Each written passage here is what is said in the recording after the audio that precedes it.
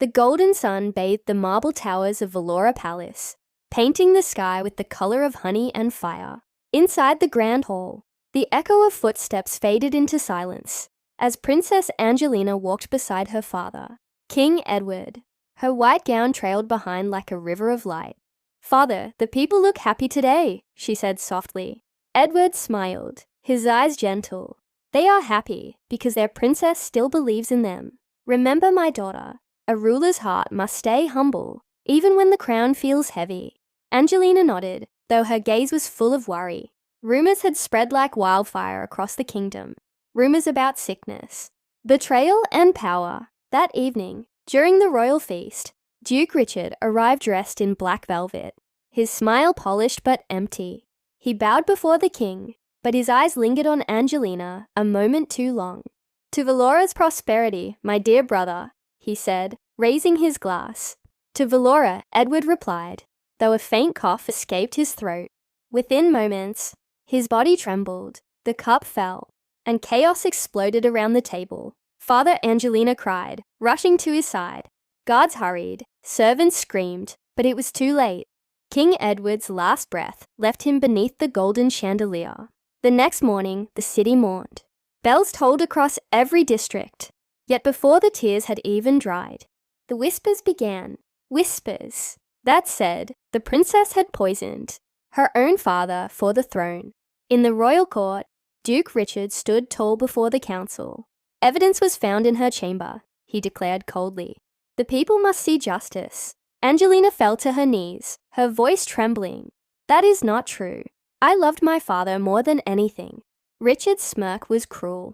"Then perhaps you loved him enough to end his suffering." "Guards, take her away!" Cold chains clasped around her wrists.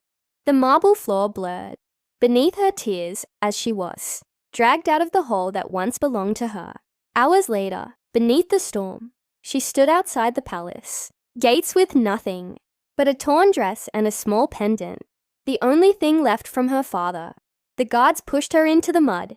"You are no longer a princess," one of them spat. "You are nothing." Angelina raised her head, her eyes burning with silent fire. "Maybe I am nothing now," she whispered to the rain.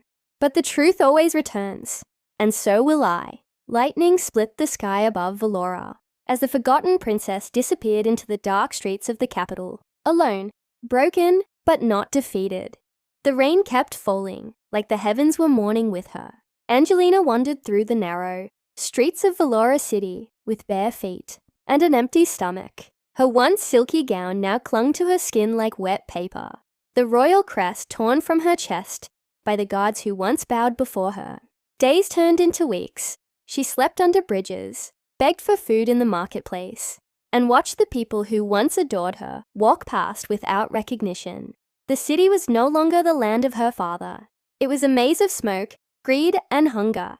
One night, she found shelter behind an abandoned bakery. The smell of burnt bread lingered in the air, mixing with the stench of garbage. As she shivered, a young boy with dirt-covered cheeks approached her. "You look like you are dying," he said with concern. "I might be," she replied weakly. "Who are you?" "Name is Tom," the boy answered proudly, though his voice cracked. "Been living here since forever." "You are new in the streets, huh?" You could say that Angelina whispered, staring at her reflection in a puddle. The face that looked back was no longer royal. It was pale, hollow, forgotten. Tom sat beside her, holding out a piece of stale bread. "Here. Found it behind the bakery. Don't eat too fast, or you will choke." Angelina hesitated, then took it with trembling hands. "Thank you, Tom." "You talk fancy," the boy said, grinning. "Where are you from anyway?" "Somewhere far away," she murmured. "Somewhere that doesn't exist anymore." Tom laughed softly. "Well, welcome to the streets, princess. Everyone here is a nobody. You get used to it." The word princess cut through her heart like a blade. But instead of anger, she felt something new. Acceptance. That night, under the broken roof she shared stories with Tom. He told her about the gangs that ruled the lower city, about the cruel men who took whatever they wanted. Angelina listened in silence, storing every piece of information, like a weapon for the future. Weeks passed. The princess learned to survive. She worked cleaning dishes in a filthy tavern, slept on cold stone floors, and hid from guards who still spread lies about her name. But one evening, while sweeping the tavern floor, she overheard 2 drunk men talking near the counter. "Did you hear the new king raise the tax again?" said one. "Yeah," muttered the other. "Duke Richard, they call him now. Man got the crown fast after his brother died. Some say he even found the king's daughter dead in the river." Angelina's grip tightened around the broom. So Richard had declared her dead. That night, as she sat outside watching the city lights flicker, she whispered to herself, "If I am dead to them, then I can become someone new." The thought ignited something deep within her chest. For the first time since her exile, she smiled. Not the smile of a broken girl, but the beginning of a woman who would reclaim everything. In the distance, church bells rang, marking midnight.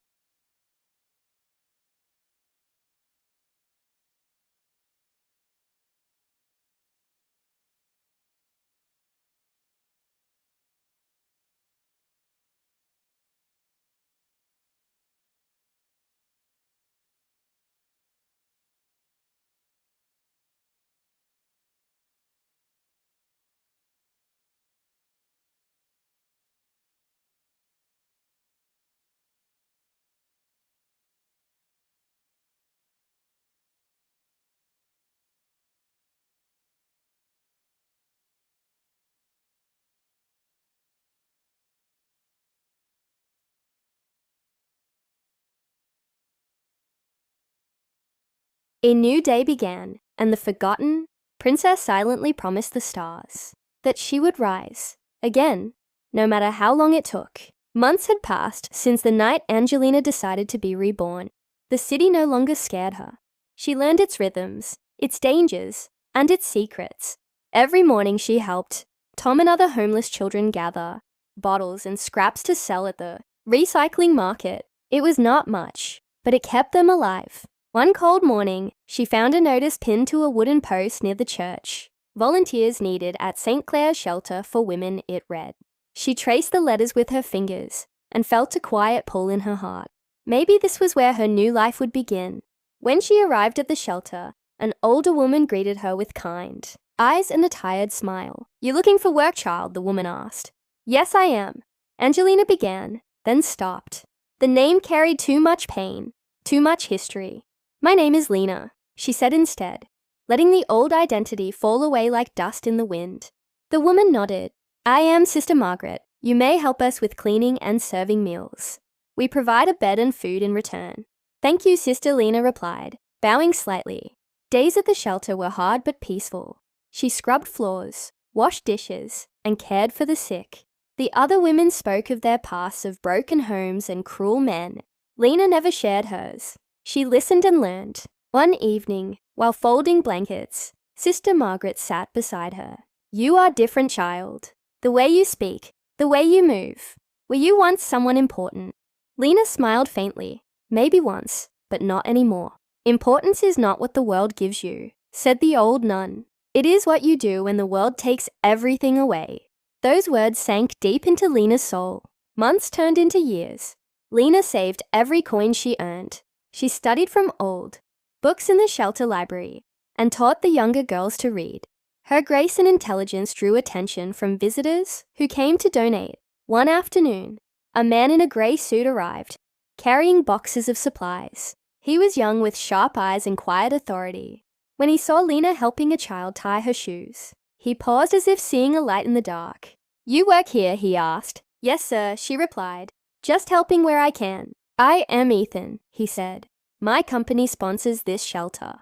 "You do good work here, Miss Lena." Lena thanked him politely, unaware that this brief meeting would one day change everything. That night she lay awake staring at the cracked ceiling, whispering to herself, "The world may have taken my crown, but not my will. The fire still lives in me." Outside the city hummed with life, and far away in the royal palace, Duke Richard toasted to his power, never knowing that the girl he buried was still alive and preparing to rise. Lena stood before the tall glass building of Evershine Corporation with trembling hands. It was the largest company in Valora City, and the very place where Ethan had offered her a chance after seeing her dedication at the shelter. She wore a simple blouse and an old skirt donated by the nuns. As she entered the lobby, her reflection in the glass. Walls reminded her of who she once was and who she was becoming. The receptionist smiled. "You must be Miss Lena. Mr. Ethan has been expecting you." She nodded, heart beating fast. Moments later, she stood in Ethan's office. Sunlight poured through the wide windows, reflecting on silver frames and stacks of files. Ethan sat behind his desk, reviewing papers, but looked up with a genuine smile. When she entered, "Welcome to Evershine, Lena. We start small here, but everyone grows with effort." "Thank you, sir. I will not disappoint you." Weeks passed quickly. Lena worked as an assistant in the charity division, managing donations and writing reports. Her handwriting was elegant, her logic sharp, her manner calm. Colleagues admired her patience and discipline. She listened more than she spoke. Yet when she did, her words carried quiet power.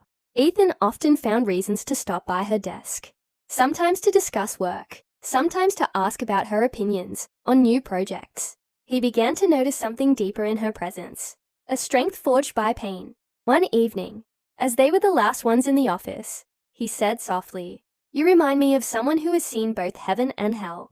Lena looked out the window at the glowing city. "Perhaps I have, but pain teaches more than privilege ever could." Ethan smiled faintly. "Then may your pain guide you to greatness."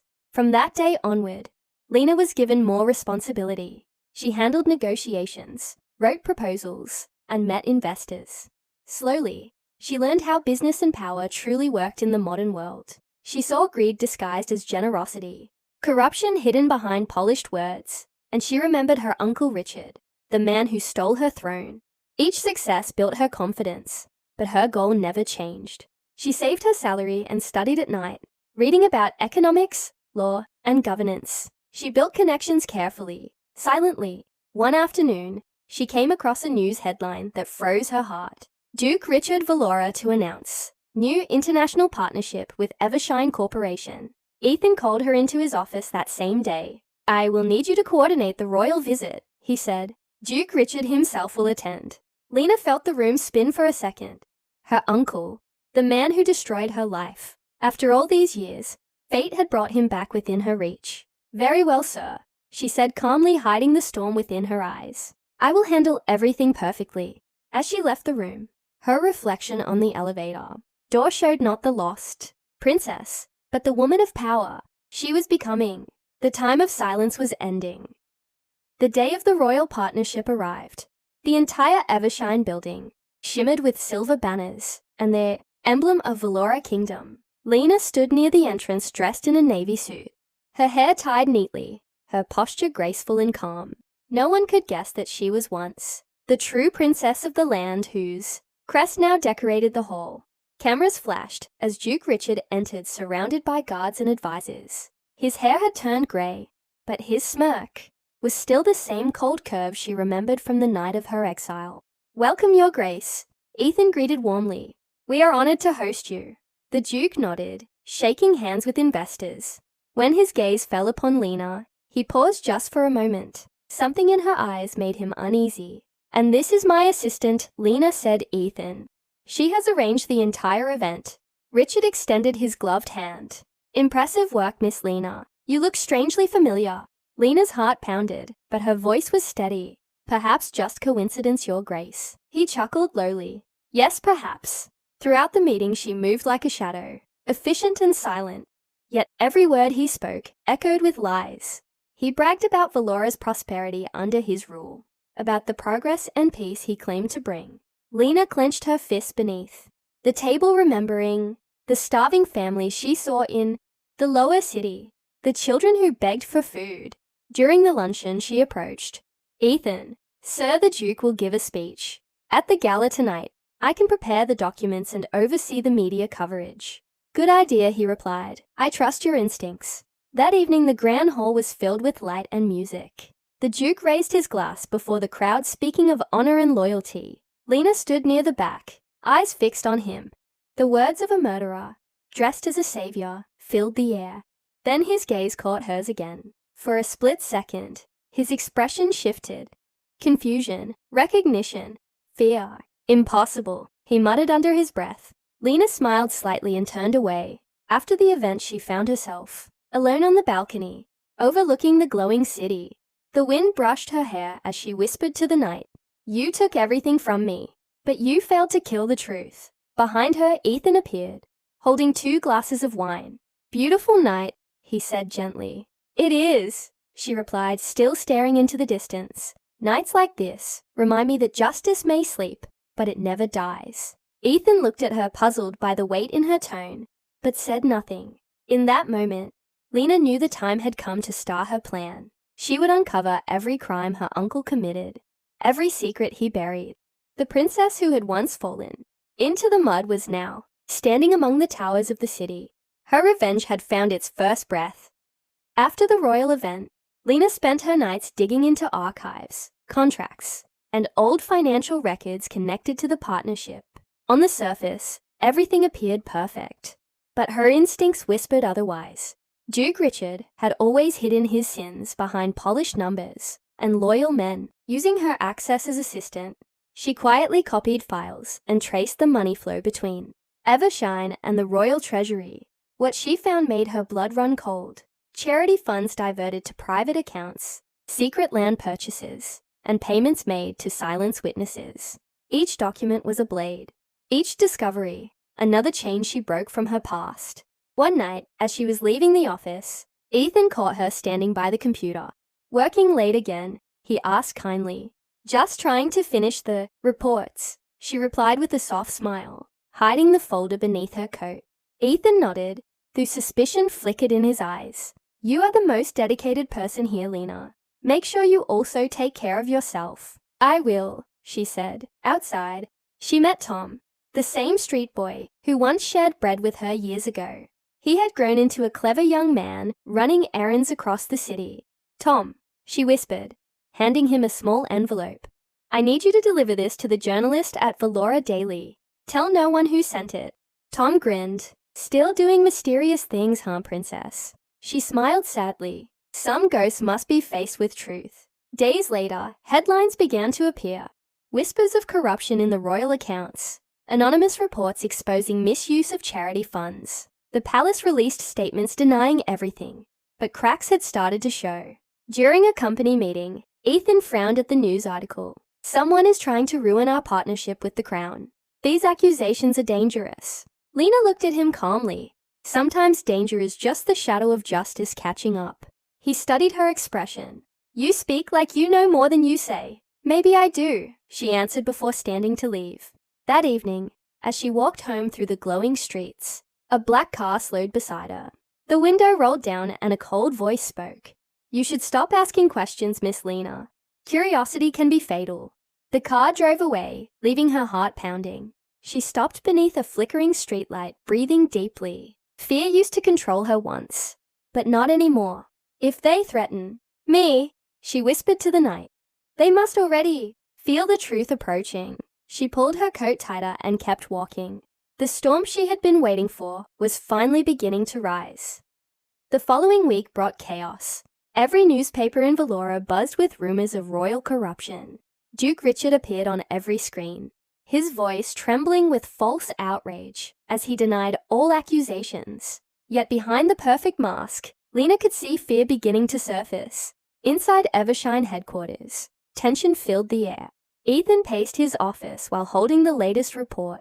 "Whoever leaked this information must have access to confidential files," he said. "We are being dragged into royal politics." Lena stood silently across from him.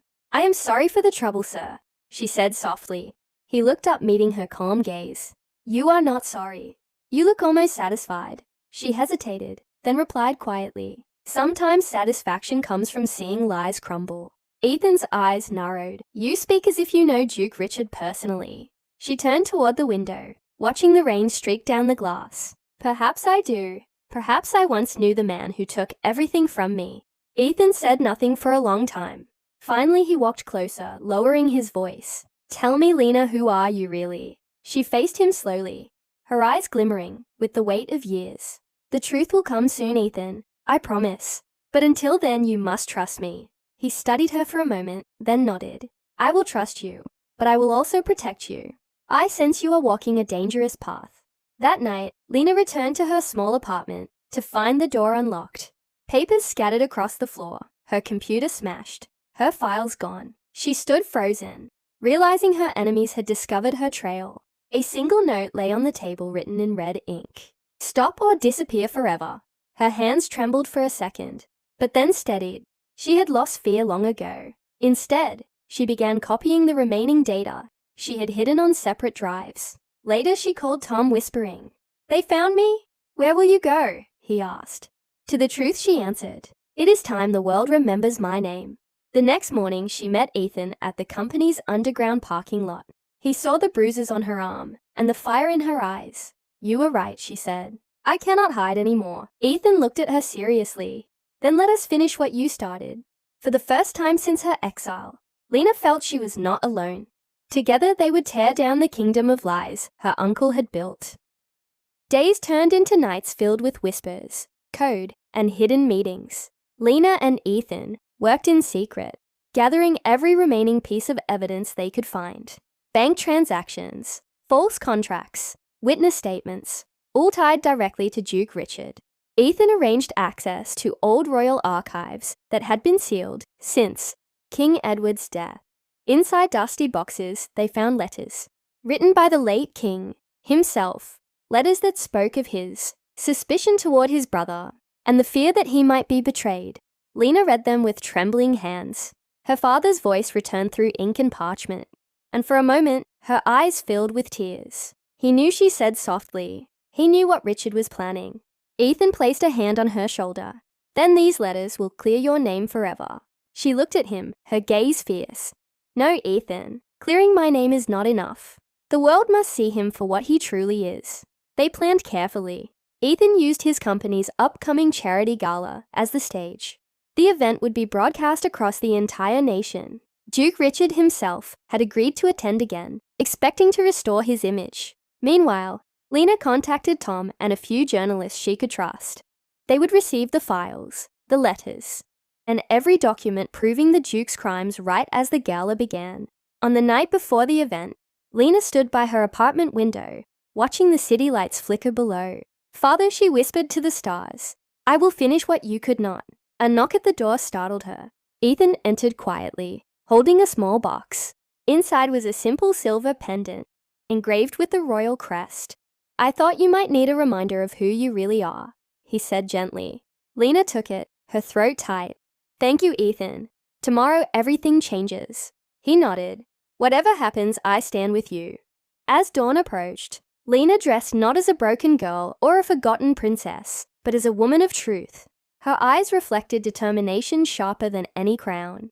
In the distance, church bells rang, announcing morning. The world would soon witness the rebirth of the rightful princess of Valora and the fall of the man who had buried her in lies. The storm was coming, and this time it carried her name. The grand ballroom glittered beneath chandeliers as cameras flashed from every corner. The charity gala had drawn nobles, politicians, and reporters from across Valora. Laughter filled the air, but Lena felt only the pulse of her heartbeat echoing through her chest. She moved through the crowd with calm precision, her silver pendant hidden beneath her dress. Ethan stood near the stage, coordinating the media teams. Every second mattered. Duke Richard arrived surrounded by guards, his arrogant smile returning as if he had already buried every rumor. The cameras adored him, and he played his role perfectly. "Ladies and gentlemen," he began, "I stand before you as a servant of the people and a protector of this great nation." Lena watched from the corner of the room as his voice carried through the speakers. Her hands clenched around the small device in her purse, the trigger that would release every file, every letter, every document to every news outlet and social network in the kingdom. She whispered to herself, "For my father, for the truth." When the Duke lifted his glass to toast, Lena pressed the button. Within seconds, the massive screen behind him flickered. The logo of Evershine vanished, replaced by a scanned letter in King Edward's handwriting. The crowd gasped. Words filled the screen, warnings of betrayal, confessions, evidence. Then came images of bank transfers, witness statements, and the Duke's forged signatures. The room fell silent, except for the faint hum of the projector. "What is this?" Richard demanded, his face draining of color. "Turn that off." But the journalists had already begun filming.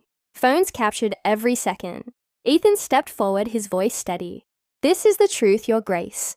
The truth you, buried with a crown that was never yours. Security guards hesitated, unsure who to obey. Lena walked toward the stage, her eyes blazing under the light. You called me a murderer, she said clearly. You stole my throne and left me to die in the streets. The crowd murmured in shock. Richard stared at her in disbelief. You? It cannot be. It is, she replied. I am Angelina of Valora, daughter of King Edward, rightful heir to the throne you poisoned. The entire hall erupted into chaos. Reporters shouted questions. Cameras flashed like lightning. Richard stumbled backward, his mask finally breaking. Guards surrounded him as the audience roared. Lena stood tall in the center of the storm. She had no crown, yet she had never looked more like a queen. The morning light streamed through the towering glass windows of the royal palace. The same halls that once echoed with deceit and ambition now stood silent, waiting for justice to return. Angelina walked through the entrance in a white gown, no longer the lost girl from the streets, but the rightful heir to the throne. Her steps were steady, her eyes calm but fierce. The guards who once followed her uncle's orders now bowed deeply before her. She paused for a moment, letting the gravity of that sight sink in. It had taken years, pain and the scars of survival, but she was home. Not the same girl who was betrayed, but the woman who reclaimed everything that was stolen from her. In the grand hall, her uncle stood in chains. His once groomed beard was grey, his proud face now sunken with fear. He had tried to flee when he heard of her arrival, but the people he had oppressed turned against him.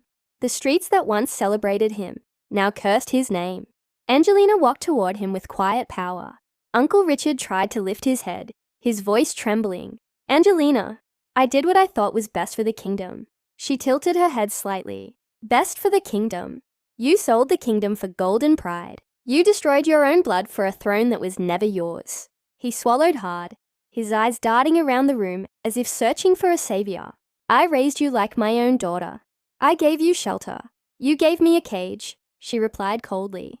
You stole my crown, my life, my dignity. And when I had nothing left, I still survived. You should have killed me, uncle, because now I am stronger than your lies. The court was silent. Every noble, every soldier, every servant watched as she stood before him. Not just as a princess, but as the living proof of truth's return. Richard fell to his knees. Please spare me. I have nothing left. Angelina took a deep breath and looked at him for a long time. Mercy was always a luxury she wished for when she was on the streets. But mercy toward monsters only allows them to grow again. You will live, uncle, she said finally. You will live to see the people you betrayed rebuild the kingdom without you.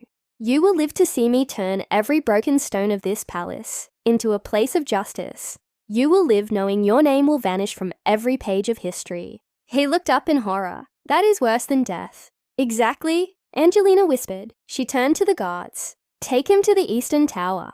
Let him stay there until his name means nothing. As Richard was dragged away, she stood still, eyes fixed on the throne, the same seat that once represented everything she lost. Slowly she walked toward it and sat down. The weight of the crown no longer scared her. It was not a symbol of privilege anymore. It was the proof of survival. The Prime Minister stepped forward. Your Majesty, the council awaits your first decree. Angelina smiled faintly. Then let it be known from this day on that the kingdom belongs to the people, not to greed or lineage. Let no child starve in the streets as I once did. Let every orphan be taught that their blood does not define their destiny. The crowd erupted in applause. For the first time in decades, the palace felt alive again. Later that night, she stood on the balcony overlooking the glowing city. The stars stretched endlessly across the dark sky. Beside her, the journalist who had once helped her stood quietly. You did it, he said softly. No, she replied. I simply told the truth. The world did the rest. She looked out at the city, the same streets where she once begged for food and slept, in cold alleys. Now, her story had become a symbol for every broken soul who refused to give up. Angelina picked up her old worn-out bracelet, the only thing she had kept from those years, and smiled. She had told her story to the world, exposing every betrayal, every scar, every night of pain. It became a documentary, an article, a revolution. The people didn't just hear her, they felt her. The kingdom rose again, stronger, fairer, kinder. As the wind brushed through her hair, she whispered to the stars, "I won, Father, not through vengeance, but through truth." And with that, Princess Angelina, the girl who had once been a forgotten beggar in the streets, finally took her rightful place. Not just on the throne, but in history. Her revenge was not blood, it was justice, it was survival, and it was beautiful.